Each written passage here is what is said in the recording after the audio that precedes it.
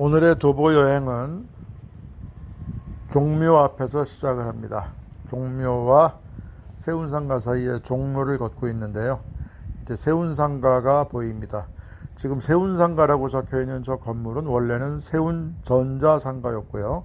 세운상가는 지금 우리가 올라가는 이 경사로 자리에 세운상가가 있었지만 철거가 됐습니다. 70년대에 정부는 이 자리에 세운상가와 세운전자상가, 그리고 계속 이어서 청계천 건너서 청계상가와 세운대림상가, 그리고 올지로 건너서 한풍넥서스와 호텔 PJ, 그리고 마른내로 건너서 신성상가와 진양상가 이렇게까지 일자 모양의 긴 띠 모양의 고층 건물을 한 줄로 쭉 지었었는데요. 지금 이제 세운상가의 3층으로 올라가면은 공중보행로가 있습니다. 이 공중보행로를 걸어가면서 이 지역 주변에 얽힌 도시 이야기를 해보려고 합니다.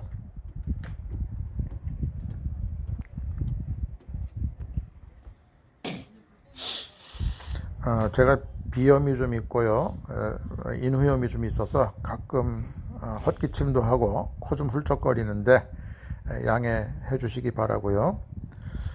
지금 세운전자상가를 따라서 3층 공중보행로를 걸어가고 있습니다.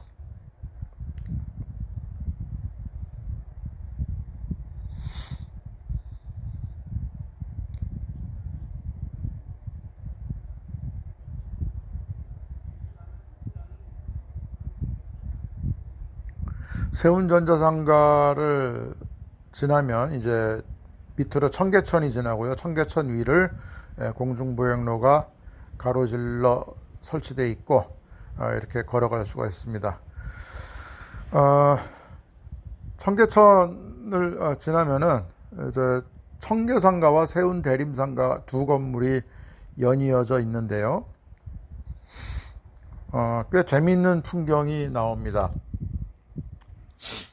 이 3층에 공중보행로가 생기니까 사람이 걸어다니니까 사람을 대상으로 장사하는 집이 생깁니다. 그래서 대개는 1층에 있기 마련인 카페, 음식점, 서점, 전시공간 이런 것들이 이 청계상가와 세운대림상가를 따라서 쭉 있습니다. 지금 카페 하나 지나갔고, 또 원래 이곳에 있던 뭐 부품, 조명, 뭐 건자재, 전자부품 뭐 이런 가게들하고 어울려서 묘한 느낌이 나는데요.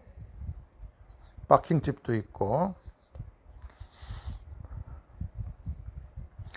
그러다가 또 카페가 하나 있고, 이 서점이 있습니다. 이 서점은 철학과 인문학 책을 전문적으로 다루는 독립서점인데, 이런 서점도 사실은 1층에 있기 마련인데 이 보행로를 따라서 3층에 있습니다. 그리고 이 서점을 지나가면은 뭐 카페, 분식집, 또 작은 전시관, 전시공간 이런 것들이 또 쭉 늘어서 있는 것이 서울에서 이곳에서만 볼 수 있는 독특한 풍경입니다. 3층에 이런 것이 있다는 것. 그 공중보행로도 우리나라에 그렇게 많지 않거든요. 분식집이 있고요. 저는 이 길을 걸으면서 그런 생각을 했습니다. 종로에서 퇴계로까지 교통신호 전혀 신경 안 쓰고, 자동차 전혀 신경 안 쓰고, 오토바이하고 신경전 안 버리고, 자전거에 긴장하지 않고 걸을 수 있다는 게 참 좋았습니다. 여기는 작은 그 예술 전시 공간이 있는데요. 그래서 제 생각에는 이런 공중보행로가 서울 곳곳에 있으면 어떨까? 뭐 광화문의 교보문고에서부터 동대문까지 종로를 따라서도 쭉 설치를 하고요. 이렇게 바둑판 모양으로 서울 전체를 공중보행로로 이어서 강북의 어느 곳에서 강남의 어느 곳까지 신호등, 자동차, 자전거, 오토바이 신경 안 쓰고 편하게 걸을 수 있는 그런 세상, 그리고 또 그 공중보행로를 따라서 형성되어 있는 이런저런 상권들, 그런 풍경 한번 상상해 봤습니다. 자, 음식점도 있고 커피숍도 있고 그렇습니다. 그런데 불행하게도 제 생각에는 우리나라 유일한 공중보행로라고 할 수 있는 이곳이 곧 헐리게 되어 있습니다. 이 공중보행로가 설치된 게 2년 조금 넘습니다. 박원순 시장 때 설치된 그런 보행로인데, 자, 이 톤스라는 커피숍에서 제가 차 한잔하고 나왔습니다. 설치된 지 2년밖에 안 되는 보행로인데 굳이 헐겠답니다. 그래서 이 공중보행로를 찬성하는 사람도 있고 반대하는 사람도 있는데, 반대하는 사람들조차도 지은 지 2년밖에 안 된 것, 이왕에 지은 것을 왜 당장 허느냐. 게다가 이 서울시의 장기 계획에 의하면은 지금 우리가 걷고 있는 보행로를 따라서 있는 8개의 빌딩, 이걸 다 철거하고 종묘부터 남산까지 녹지를 조성해서 녹색띠를 만들겠다는 게 서울시의 장기 계획인데, 그럼 어차피 그때 가서 이 8개의 빌딩을 철거하게 될 텐데, 그때 보행로도 같이 철거하면 되지. 엄청난 돈 들여서 설치한 보행로를 또 엄청난 돈 들여서 2년 만에 헐겠다는 것이 오세훈 시장의, 박원순 시장에 대한 과도한 적대감을 드러낸 것 아니냐. 그리고 오 시장이 박 시장을 지나치게 과도하게 의식하고 있는 것 아니냐. 그래서 박원순 흔적 지우기에 나서고 있는 것 아니냐. 이런 비난을 하고 있습니다. 저도 그런 생각입니다. 자, 지금 이제 을지로를 보행로가 가로지르고 있습니다.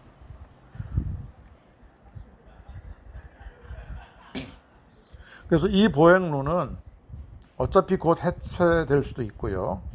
또 제가 말씀드린 대로 좀 더 시간을 두고 이 빌딩들이 다 해체가 될 때, 해체되더라도 곧 머지않아 해체는 될 것입니다. 그러나 그것과 상관없이 서울시 전역에 곳곳에 공중보행로가 설치돼서 그야말로 걷기 편한 도시가 된다면 어떨까? 저는 그런 생각을 했습니다. 그래서 꼭 오세훈 시장이 됐든 뭐 다른 시장이 됐든 임기 안에 그것을 다 하진 못하더라도 장기 계획을 세워서 서울 전체를 걷고 싶은 도시, 또 걷기 편한 도시, 걷는 자를 위한 도시로 만드는 것은 어떨까? 그런 제안을 해봅니다. 지금 이제 을지로를 지나서 삼풍 넥서스 빌딩과 호텔 PJ 빌딩을 이제 지나게 되고요. 이제 잠시 후에는 호텔 PJ 빌딩이 끝나면 마른내로를 가로질러서 신성상가와 진양상가 옆을 공중보행로가 지나게 됩니다. 그리고 진양상가가 끝나는 지점에서 이 보행로도 끝나게 됩니다. 이왕에 이 길을 걸으면서 그 이야기를 좀 해봐야 되겠습니다. 왜 서울을 남에서 북으로 가로지르는 긴 띠 모양의 엿가락 모양의 거대한 빌딩 라인이 형성이 되었는가? 왜 8개의 빌딩이 일자 모양으로 쭉 늘어서서 지어졌는가 하는 것입니다. 지금은 주변으로 이 빌딩들보다 훨씬 높은 빌딩이 많습니다만은 이 건물들이 세워질 70년대, 60년대로 가면은 서울에 그렇게 높은 빌딩이 없었습니다. 높아봐야 4층, 5층. 그리고 아마도 주변으로는 단층짜리 기와집 아니면 허름한 스레트 지붕의 단층집들만 쭉 있었을 것입니다. 그래서 이 빌딩, 일자형 8개 빌딩의 동쪽이나 서쪽에서 보면은 서울을 마치 방벽처럼 가로지르는 빌딩 장벽을 볼 수 있었을 것입니다. 상당히 생경한 풍경일 수도 있고 굉장히 그 위용을 과시하는 듯한 그런 모양일 수도 있는데, 어찌됐건 서울의 양쪽에서 거대한 빌딩 장벽을 바라보는 그런 기분이었을 것인데요. 왜 이 땅에 이렇게 일자 모양으로 이러한 빌딩 방벽이 형성되었는가? 일제시대로 거슬러 가면은 일본은 사실은 그런 걱정을 했습니다. 미군이 일본 본토를 2차 대전 말기에 폭격하면서 주요 도시를 폭격을 하니 대부분의 건물이 목조 건물로 되어 있는 도시에서 바람이라도 잘못 불면은 폭격 맞아가지고 도시 전체가 대화재에 휩싸이는 그런 걱정을 했을 것이고, 서울에 대해서도 예외는 아니었을 것입니다. 그래서 서울을 남쪽 끝에서 북쪽 끝으로 가로지르는 거대한 빈터를 확보해서 그 빈터에 동쪽의 폭격을 맞아도 서쪽은 안전하게, 또 서쪽의 폭격을 맞아도 동쪽은 안전하게 그렇게 해보자 하는 생각을 했고, 그래서 확보된 빈터입니다, 이곳이. 근데 이제 당시의 서울은 지금처럼 큰 것이 아니고 지금의 한양도성 안쪽만 서울이었기 때문에 한양도성의 맨 북쪽인 북악산에서부터 남쪽인 남산까지 방벽을 형성해야 되는데, 맨 북쪽의 북악산의 산 부분은 빼고 그 바로 남쪽에 창경궁 또 경복궁 이런 궁은 빼고, 또 궁 남쪽에 종묘도 빼고 나니까 종로에서부터 이 빈터가 시작이 된 겁니다. 그래서 이 빈터가 쭉 일자형으로 확보가 되고, 지금의 대한극장 자리로 오면은 거기서부터는 또 남산 자락이니까 빼고, 그래서 종묘에서부터 대한극장까지 일자형의 빈터가 확보가 된 것이고, 이 빈터는 나중에 해방이 되니까 정부 소유의 땅이 된 것이고요. 정부는 정부가 원하는 대로 맘먹은 대로 이 땅을 개발할 수 있게 된 것인데, 굳이 이렇게 거대한 당시로서는 굉장히 거대한 장벽 모양의 빌딩 라인을 세운 것은 당시가 아무래도 군사 정권이니까 민주적 정당성이 없다 보니까 국민들한테 이 정부 하에서 나라가 계속해서 뭔가 이렇게 발전하고 성장해 가고 있다, 이런 것들을 보여줄 수 있는, 과시할 수 있는 구조물들을 많이 만들게 됩니다. 이게 독재 정부의 특성이죠.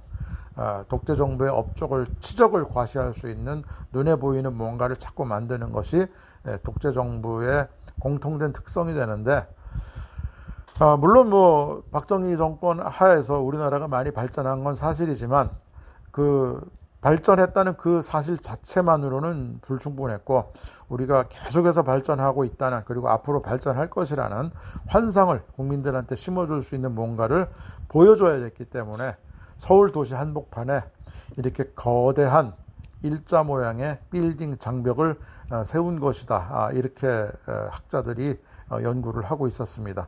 자, 이제 진양상가를 지나서 지금 밑으로 내려가면서 저는 이 여행을, 짧은 도시 여행을 마치겠습니다. 다음 에피소드에서는 또 다른 곳을 찾아서 또 걸어보겠습니다. 끝났습니다.